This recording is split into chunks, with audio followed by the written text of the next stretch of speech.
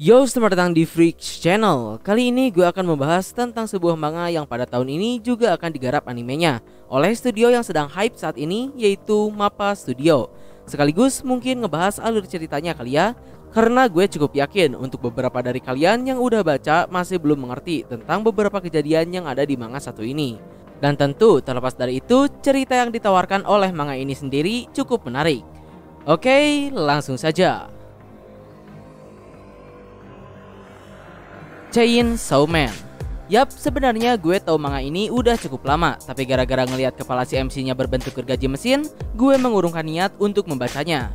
Tapi setelah melihat beberapa rekomendasi dari kalian, akhirnya gue pun memutuskan untuk membacanya. Dan alhasil, rasa aneh gue ketika melihat kepala gergaji mesin berubah menjadi rasa senang ketika Denji mulai menggila dengan kebodohannya. Jadi untuk cerita Chainsaw Man sendiri bisa dibilang sedikit mirip dengan Jujutsu Kaisen, tapi tentu saja tidak serupa. Bahkan boleh gue bilang animanga Chainsaw Man ini merupakan animanga yang paling pas buat mengganti Jujutsu Kaisen. Namun sayangnya untuk animenya sendiri masih belum diumumkan kapan tanggal rilis animenya. Tapi yang pasti anime Chainsaw Man ini akan mengudara di tahun 2021 ini. Ya, terlepas dari itu, jadi dalam animanga Chainsaw Man ini ada yang namanya ras iblis. Ras iblis eksis di dunia Chainsaw Man, dan rata-rata para iblis tersebut sangat bermusuhan dengan manusia. Tapi ada juga beberapa iblis yang dekat dengan manusia dan membuat kontrak dengan mereka. Lalu terkait dengan hal itu, semakin mirip iblis tersebut dengan manusia, maka semakin sedikit permusuhan yang ada pada iblis tersebut. Dan lalu iblis-iblis yang ada di animanga ini sendiri tercipta di neraka. Ketika iblis-iblis tersebut mati di sana, maka iblis tersebut akan berinkarnasi ke dunia manusia. Dan ketika iblis mati di dunia manusia, mereka akan hidup kembali di neraka. Terus berputar seperti itu. Namun setiap kali mereka berinkarnasi, iblis-iblis tersebut juga akan kehilangan ingatan masa lalu mereka. Sehingga ketika mereka bangkit, iblis-iblis tersebut akan sepenuhnya berbeda dan bisa saja memiliki kepribadian baru. Lalu terkait dengan itu, para iblis ini sendiri memiliki sebuah nama.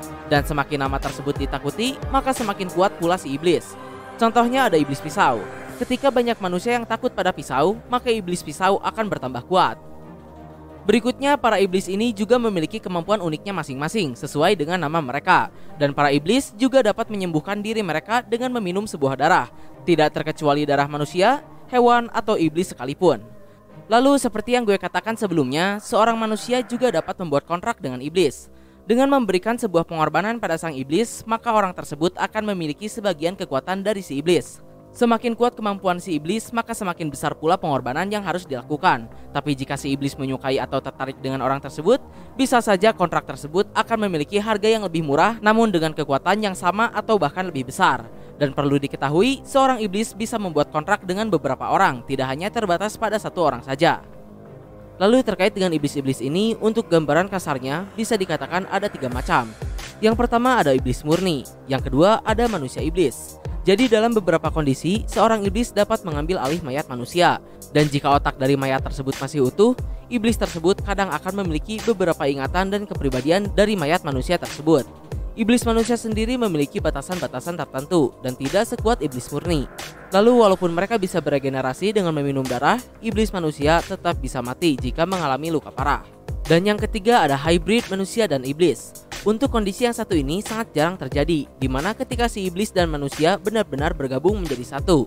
Yang mana kondisi ini sendiri bisa dilakukan dengan kontrak, yang tentu tak banyak iblis yang mau bergabung dengan manusia. Dalam kondisi ini, si manusia dapat berubah ke bentuk iblisnya dan mendapatkan kekuatan iblis tersebut dengan melakukan tindakan tertentu pada tubuhnya.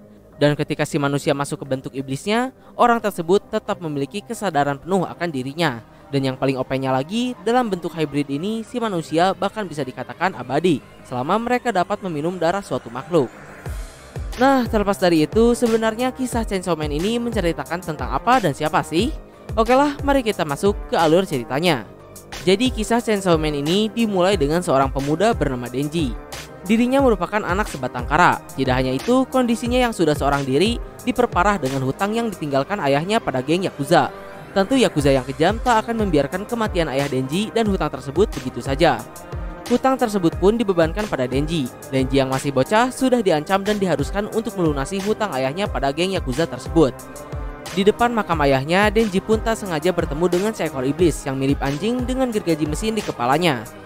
Awalnya Denji sudah pasrah saja untuk mati karena walau bagaimanapun yang ada di hadapannya itu adalah iblis. Namun kemudian ternyata iblis tersebut juga sedang terluka. Denji yang merasa iba kemudian menawarkan darahnya pada sang iblis. Namun ternyata Denji tak berniat menyerahkan darahnya begitu saja. Di tengah kondisi tersebut, Denji pun menjalin kontrak dengan si iblis. Dan ya, akhirnya mereka pun bersama. Denji juga memberikan nama iblis tersebut Pochita. Dengan bermodalkan Pochita untuk melunasi hutang ayahnya, Denji pun menjadi pemburu iblis di bawah naungan kelompok Yakuza. Lalu waktu demi waktu berlalu, saat ini Denji telah berumur 16 tahun. Ia juga terus membasmi iblis-iblis receh dan melakukan berbagai pekerjaan lain. Namun hutang yang dimilikinya tak kunjung lunas. Bahkan Denji pun sampai menjual beberapa organ yang dimilikinya, dari mulai mata kanan hingga ginjalnya.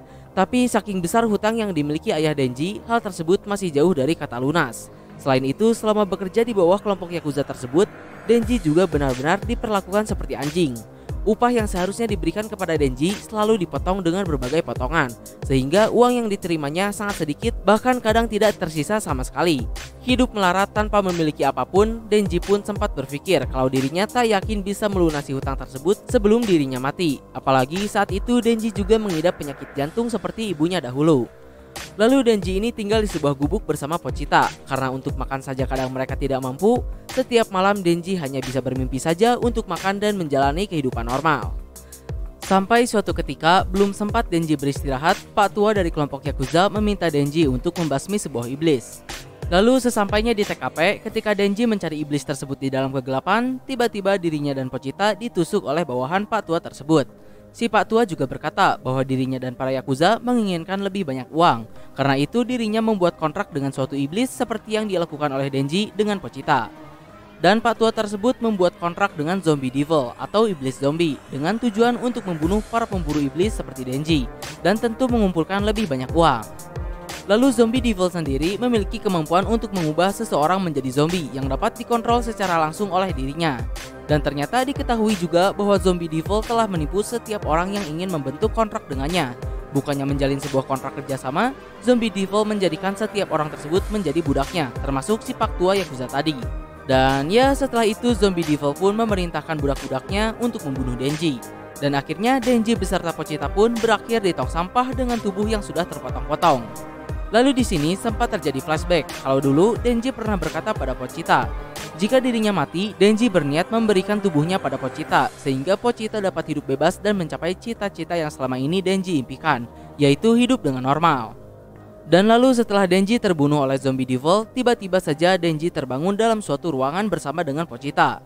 Diketahui pada saat itu, Pochita telah mengambil alih tubuh Denji yang telah mati. Di sana Pochita juga mengajukan sebuah kontrak baru pada Denji, di mana dirinya akan menjadi jantung bagi Denji dan juga Denji harus berusaha memenuhi impian Pochita sebagai gantinya, yaitu Pochita ingin melihat impian Denji untuk hidup normal menjadi kenyataan. Dan ya, Pochita pun mengembalikan tubuh Denji. Ketika sadar, tubuh Denji yang tadinya telah terpotong-potong kini kembali menjadi seperti semula. Bahkan mata kanan dan beberapa organ yang telah dijualnya pun kembali utuh seperti sedia kala. Lalu kali ini di bagian dada Denji juga ada semacam tali yang mana tali tersebut adalah ekor dari Pochita. Dan ya, Denji pun berubah menjadi hybrid manusia iblis. Melihat Denji yang hidup kembali, Zombie Devil pun cukup keheranan dan memerintahkan kembali para zombinya untuk segera membunuh Denji lagi. Namun kali ini situasi berbeda. Di tengah serbuan para zombie tersebut, Denji pun menarik tali yang ada di dadanya dan kemudian ia pun berubah ke bentuk iblisnya. Di sini pada kedua lengan dan kepala Denji muncul semacam gergaji mesin, dan lalu Denji pun mulai menggila. Walau dengan ratusan pasukan zombie yang mengerubungi dirinya, Denji yang berada dalam mode iblisnya sama sekali tidak bisa dikalahkan. Sampai akhirnya Denji pun sukses membantai semua zombie yang ada di sana, termasuk dengan si iblis zombie itu sendiri. Dan lalu tak lama kemudian datanglah satu kelompok pemburu iblis resmi. Tadinya mereka berniat menghabisi iblis zombie, tapi sesampainya di sana, mereka malah melihat sesosok iblis dengan gergaji mesin di tubuhnya, yaitu Denji. Denji yang berada dalam mode iblisnya kemudian meminta mereka agar menahan amukannya.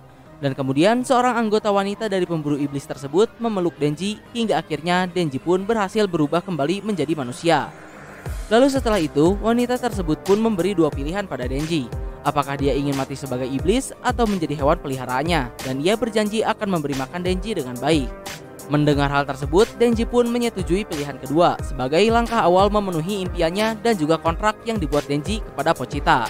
Dan kejadian itulah yang menjadi titik balik dalam kehidupan Denji yang begitu menyedihkan. Walaupun Denji harus membayarnya dengan nyawa sahabatnya, yaitu Pochita sendiri, yang kini telah menjadi jantung bagi Denji. Selanjutnya, setelah Denji menyetujui untuk menjadi bawahan si wanita tersebut, Denji pun kemudian dibawa ke markas para pemburu iblis di Tokyo. Di perjalanan, Denji sempat dimanjakan oleh wanita tersebut, di mana untuk pertama kali dalam hidupnya, Denji ditraktir makan oleh seseorang. Dan saat itu, Denji pun jatuh hati pada wanita tersebut. Namun belum sempat Denji menikmati makanannya, dirinya sudah disuruh untuk mengurus iblis yang ada di sekitar sana. Tak memiliki pilihan lain, pada saat itu pun Denji kembali sukses mengalahkan salah satu iblis di sana, yaitu iblis otot. Lalu setelah itu, Denji bertemu kembali dengan wanita pemburu iblis tadi. Di sini walaupun dirinya diperlakukan seperti anjing, tapi Denji tetap menyukai wanita tersebut. Dan kemudian terungkap kalau nama si wanita pemburu itu adalah Makima. Lalu berikutnya, singkat cerita Denji pun sampai di markas para pemburu iblis, yaitu Biro Keamanan Publik. Di dalam organisasi tersebut, Makima juga memiliki posisi yang cukup tinggi, yaitu dirinya merupakan pemimpin dari divisi 4 pemburu iblis. Lalu divisi tersebut sendiri dipecah lagi menjadi beberapa tim, dan Denji pun yang mengira awalnya akan bekerja dengan Makima, berakhir dimasukkan ke dalam tim yang dipimpin oleh Hayakawa Aki, yang juga merupakan salah satu tokoh utama dalam cerita ini. Lanjut cerita, awalnya Aki juga sempat menghajar Denji agar dirinya keluar dari pekerjaan pemburu iblis, karena tentu melawan iblis hanya akan buang-buang nyawa saja. Namun tentu juga Denji tidak akan melakukannya, sampai akhirnya mereka pun melakukan misi pertama mereka. Di sini Denji dan Aki bertemu dengan suatu iblis. Lalu di sini juga Aki menyuruh Denji untuk masuk ke mode iblisnya dan membuktikan kalau dirinya dapat berguna. Tapi kemudian Denji pun membunuh iblis tersebut dengan kapaknya saja. Tentu saja di sini Aki cukup marah dengan hal tersebut karena Denji tak memenuhi perintahnya. Namun di sini pula dengan heroiknya Denji menjawab kalau dirinya tidak ingin membuat si iblis kesakitan, dan jika saja ada iblis yang ingin berteman dengannya, Denji akan menerimanya dengan sepenuh hati. Mendengar hal tersebut, Aki pun sangat marah dan kecewa. Ketika semua orang mempertaruhkan nyawa mereka untuk membunuh dan balas dendam pada para iblis, Denji malah satu-satunya orang yang tidak serius di sana. Tapi pada kenyataannya, Denji juga memiliki alasan lain untuk tidak masuk ke mode iblisnya. Bukan karena dirinya tidak ingin menyakiti si iblis, bukan karena dirinya takut akan hilang kendali, namun karena takut majalah porno yang ada di sana kena cipratan darah si iblis. Dan yap, secara garis besar itulah kepribadian Denji, MC dari animanga Chainsaw Man ini. Asal birahi terpenuhi, resiko atau perintah apapun akan dijalani. Lalu setelah kejadian tersebut, melihat Aki yang masih kesal pada dirinya, Denji pun mulai berpikir kalau dirinya memang harus memiliki tekad dan tujuan untuk diperjuangkan seperti Aki yang ingin balas dendam pada iblis karena kematian orang tuanya dan lain-lain. Dan yap, mengingat tujuan Denji untuk hidup normal sudah terpenuhi, Denji pun memulai tujuan baru, yaitu dirinya ingin memegang Oppai Makima. Yap, ketika MC lain memiliki tujuan mulia menyelamatkan orang atau menjadi penguasa, tujuan Denji hanya sesimpel dan sebobrok itu. Dan ya, itulah akhir dari arc intro ini, sekaligus memperkenalkan beberapa tokoh penting dari mulai si MC kita Denji, Hayakawa Aki, hingga Makima. Nah, mohon maaf untuk kekurangan dan kesalahannya. Like, share, subscribe kalau suka, komen dan kritik dan saran. Terima kasih telah menonton. Ciao. Wow.